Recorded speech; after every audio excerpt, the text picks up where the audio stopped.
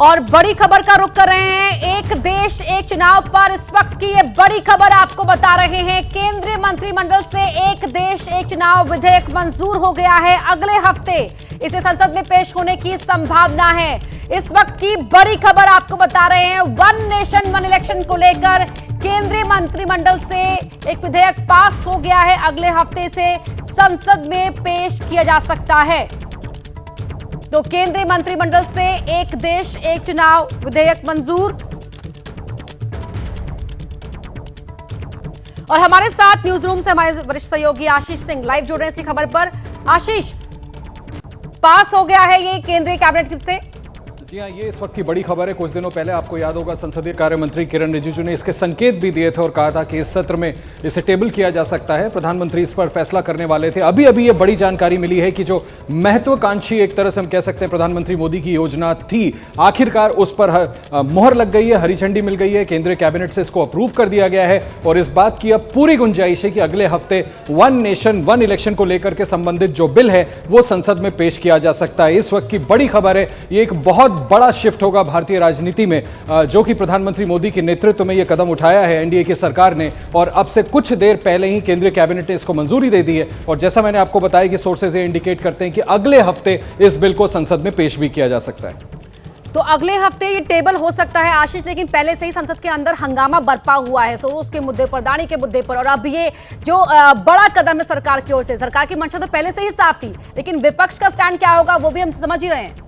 देखिए, विपक्ष का जो भी स्टैंड होगा पार्लियामेंट सेशन में है, उस पर चर्चा होगी और उसके बाद कोई ना कोई आपसी सहमति के साथ बीच का रास्ता निकलेगा। हमें भूलना नहीं चाहिए कि सरकार के पास रिक्वायर्ड नंबर है। ऑपोजिशन के अलग अलग पार्टियों की चाहे जो भी इस पर पोजीशन हो, लेकिन सरकार इसको पास कराने में निश्चित तौर पर दोनों ही सदनों में बड़ी आसानी से कामयाब हो जाएगी। रिक्वायर्ड नंबर ऑफ सपोर्ट भी उनके पास है, आंकड़े भी उनके पास है। लेकिन मुझे लगता है कि इसके पहले जरूर कोशिश होगी कि चर्चा के माध्यम से सभी की सहमति से इसको पास कराया जाए, क्योंकि ये पूरे देश का मामला है, पूरे राष्ट्र का मामला है। यहां की राजनीति भारत की पूरी तरह से बदल जाएगी वन नेशन वन इलेक्शन पर सहमति बन जाने के बाद, इसके कानून बन जाने के बाद। और लिहाजा उस दिशा में एक बहुत बड़ा कदम है कि केंद्रीय कैबिनेट ने इसको आज पास कर दिया है। अगले हफ्ते पूरी गुंजाइश है कि यह बिल अब सदन में टेबल कर दिया जाएगा। बिल्कुल। किस तरह से आपसी सहमति बनाने की कोशिश की जा सकती है आशीष, क्योंकि जिस तरह से आपने जिक्र भी किया कि जरूरत होगी कि सभी टेबल पर आए और बैठकर बातचीत करें इस पर। देखिए, पहले भी इस बात की कोशिश की गई जब रामनाथ कोविंद जी की अध्यक्षता में इस समिति को बनाया गया, तो तमाम स्टेक होल्डर्स के साथ बातचीत की गई, व्यापक कमेटी बनाई गई। ऐसा भी नहीं है कि हम ये आरोप लगाएं कि सिर्फ प्रधानमंत्री ने इस बारे में सोचा और लिहाजा बुलडोज करने की सरकार की तरफ से कोशिश की गई। बहुत समय इसमें गया है, तमाम स्टेक होल्डर्स के साथ इंटरेक्शन हुआ है, सबको शामिल करके सभी के जो भी सजेशंस थे उसको शामिल करने के बाद एक रिपोर्ट तैयार की गई है। उस पर केंद्रीय कैबिनेट ने विचार किया और उसके बाद इसको पास किया गया है। तो मुझे लगता है कि एक व्यापक तौर पर संसद के अंदर भी संसद के अंदर दोनों ही सदनों में, लोकसभा में जब चर्चा होगी, राज्यसभा में जब चर्चा होगी, एक आम सहमति बनाने में कामयाब होंगे। क्योंकि मुझे लगता है, देखिए, लेट अस बी प्रैक्टिकल, इसका विरोध करके अब किसी को कुछ हासिल होना नहीं है। एक महत्वाकांक्षी योजना है एनडीए सरकार की, बीजेपी सरकार की, प्रधानमंत्री मोदी की खास तौर पर। और मुझे लगता है कि चर्चा के बाद निश्चित तौर पर इन दोनों ही सदनों में इस कानून को आसानी से पास करा लिया जाएगा और बहुत ज्यादा वक्त नहीं है, जबकि अब हम इसको रियलिटी में तब्दील होते हुए देखेंगे। बिल्कुल, शुरुआत से ही बीजेपी के एजेंडे में ये शामिल भी रहा और महत्वाकांक्षी प्रोजेक्ट कह सकते हैं, ये एक एजेंडा रहा मोदी सरकार का। आशीष, जिस तरह से आपने जिक्र भी किया कि कितने एस्पिरेशनल है पीएम मोदी इसको लेकर, दिशा और दशा भारतीय राजनीति की बदल जाएगी, आपने चर्चा की शुरुआत में ही कहा था।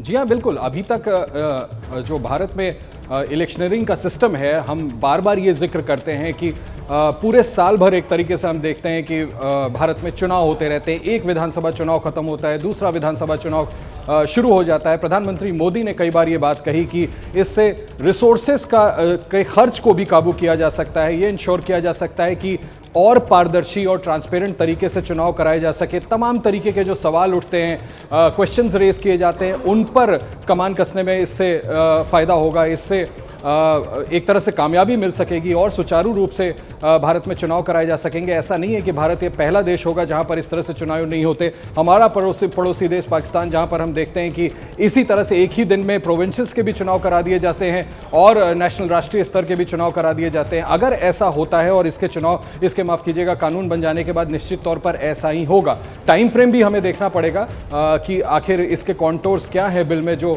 कमेटी ने पास किया है। लेकिन बड़ी बात यह है कि इसको पास कर दिया गया है केंद्रीय कैबिनेट की तरफ से इस रिपोर्ट को, और अब बिल अगले माफ कीजिएगा इसी सत्र में अगले हफ्ते टेबल किया जा सकता है। निश्चित तौर पे मैं फिर दोहराना चाहूंगा कि एक तरह से सन 47 से लेकर के अब तक जो चुनावी व्यवस्था भारत की है वो पूरी तरह से बदल जाएगी। वन नेशन वन इलेक्शन में अगर हम एंटर करते हैं तो तमाम चीज़ों पर कमान कसने में हमें कामयाबी मिलेगी। जो हमारे ऑर्गेनाइजेशंस हैं, जो चुनाव कराने वाली संस्थाएं हैं, उनको और उनके आर्म्स और मजबूत होंगे और कारगर तरीके से कराया जा सकेगा। और सबसे बड़ी बात फिर से दोहराना चाहूंगा, जो रिसोर्सेज बिना वजह बर्बाद होते हैं उन पर कमान लगाने में काफी हद तक कामयाबी मिलेगी। बहुत धन्यवाद आशीष आपका इस पूरी बातचीत के लिए। तो अब केंद्रीय कैबिनेट से ये पास हो गया है, अब इसे अगले इसी सत्र में जल्द ही संसद में टेबल किया जाएगा। तब देखना होगा किस तरीके से सरकार इस पूरे मामले को लेकर अपने कदम आगे बढ़ाती है।